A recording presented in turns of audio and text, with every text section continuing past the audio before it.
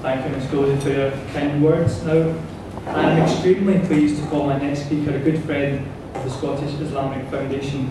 Dr. Rami Ousta is the Chief Executive of Black and Ethnic Minority Infrastructure Scotland, BEMIS, as you may all know, and he has a great deal of knowledge and understanding of the needs and the wants of ethnic minority communities in Scotland. So could I ask Dr. Rami Ousta to say a few words? I think I have a limited time, just 5 minutes or so, and to achieve what I wanted to say about SIF or the partnership we develop with them will be an achievement for me. And knowing the way I talk, that will be double achievement, and I might be entitled to one of these DME awards soon. Anyway, on a more serious note, just like to say, BEMIS as an umbrella organization for the ethnic minority voluntary sector is funded by the Equality Unit with the Scottish Government, who have been very supportive to us. Our main role is to work with the ethnic minority groups, including faith groups, towards their capacity building and development and building their empowerment to operate properly. Over the last few months, we have the opportunity to work closely with SIF, the Scottish-Islamic Foundation, in an advisory, supportive, and development capacity. And immediately, we could notice that there is some strength with those groups that encouraged us to continue this partnership and to develop the work with them. Such a strength I can align by, it's already been mentioned anyway, identifying there is a young team of dedicated Muslims ready to lead. It's always in our culture, the Muslim youth have always been left in the back burner, where what we call gatekeepers or leaders, which we have utmost respect to them, never allowed the youth to come forward and lead on initiatives in Scotland.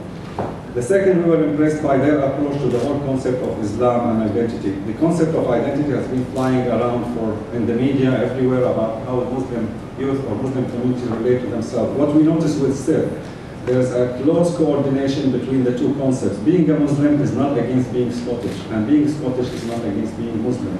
Their awareness of this topic or this issue and their development in this line is very encouraging to us as beings. For them, faith is not about a set of prayers, a set of instructions given out. For them, faith is about community development and community progress.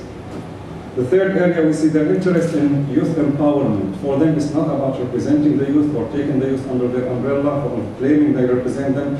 They empower, and if you notice some of the training programs they do regarding which we partnered one of their programs on youth empowerment, the training is about preparing those people to be leading on civic engagements in Scotland. It's beyond the concept of going to a mosque or spas or anything, is to be active in community development in Scotland, which is very encouraging. The other area that we've been keen to see in them, and we helped with them work to develop this, is their awareness and commitment to working in partnership. That involves government departments and policymakers, including the police, and we're happy to see the close support they have been receiving from the Equality Unit and the Race and Religion and Refugee team, which has been very, very supportive to them.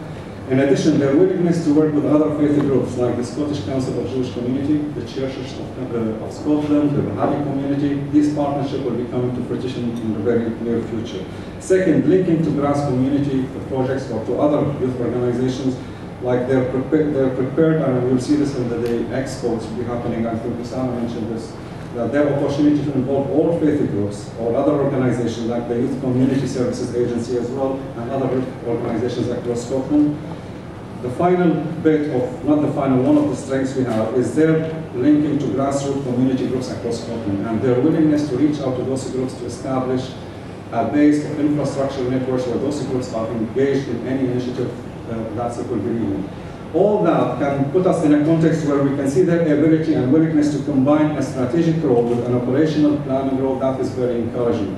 We don't want another organization just to sit to see what our needs there are plenty there. This organization will be able to link to the government, to public bodies, to other agencies, and within that context to be or to have a proactive role. We're all accustomed when something happens internationally or something locally, all Muslim community will stand up and start to react to what's happening.